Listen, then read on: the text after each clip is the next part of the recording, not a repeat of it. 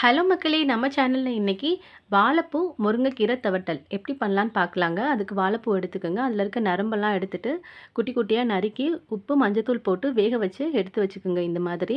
முருங்கைக்கீரை உருவி தனியா வச்சுக்கோங்க. இப்போ வந்து நமக்கு தாச்சி நல்லா காஞ்சிருச்சுங்க. அதில வந்து எண்ணெய் ஊத்தியாச்சு. கடந்தம் பருப்பு போட்டுக்கலாம். அது கூட கொஞ்சம் சீரகமும் போட்டுக்கோங்க. சீரகமும், கடுகும் நல்லா பொரிஞ்சதுக்கப்புறமா, ஒரு 3 வரமிளகாய அது கூட சேர்த்துக்கோங்க. கூடவே சின்ன வெங்காயத்த அது கூட போட்டுக்குங்க. சின்ன வெங்காயம் நல்லா வதங்கணுங்க. ஒரு கரண்டி வச்சு நல்லா கிண்டி விட்டுருங்க. சின்ன வெங்காயம் இப்போ இந்த அளவுக்கு வெந்ததுக்கப்புறமா முருங்கைக்கீரையை அது கூட சேர்த்துடலாங்க. முருங்கைக்கீரையை அது கூட சேர்த்ததுக்கப்புறமா லைட்டாக கிண்டி விட்டுருங்க. லைட்டாக கிண்டி விட்டு ஒரு மூடி போட்டு மூடி வச்சுருங்க.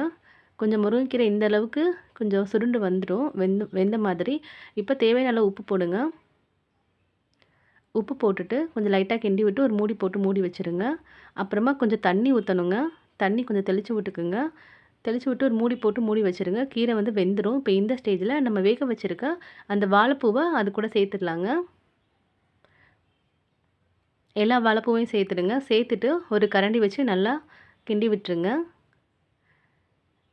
கிண்டி விட்டுனதுக்கப்புறமா லைட்டாக ஒரு மூடி போட்டு மூடி வச்சுருங்க. கொஞ்சம் லைட்டாக வெந்ததுக்கப்புறமா இந்த மாதிரி இருக்கும். இப்போ வந்து நம்ம ஒரு கைப்பிடி அளவுக்கு ஒரு தேங்காய் துருவல் எடுத்துருக்கேங்க. அதை அது கூட சேர்த்துடலாம். சேர்த்துட்டு அதையும் கிண்டி விட்டுருங்க. இப்போ அடுப்பை ஆஃப் பண்ணிடலாங்க. அவ்வளோதாங்க நமக்கு டேஸ்ட்டான முருங்கைக்கீரை வாழைப்பூ துவட்டல் ரெடி. எங்கள் வீட்டில் சூப் வச்சோங்க. அது கூட இது சாப்பிட்டோம். ரொம்ப டேஸ்ட்டாக இருந்துச்சு. வீடியோ பிடிச்சிருந்தா லைக் பண்ணுங்கள், ஷேர் பண்ணுங்கள், சப்ஸ்கிரைப் பண்ணுங்கள். தேங்க்யூ.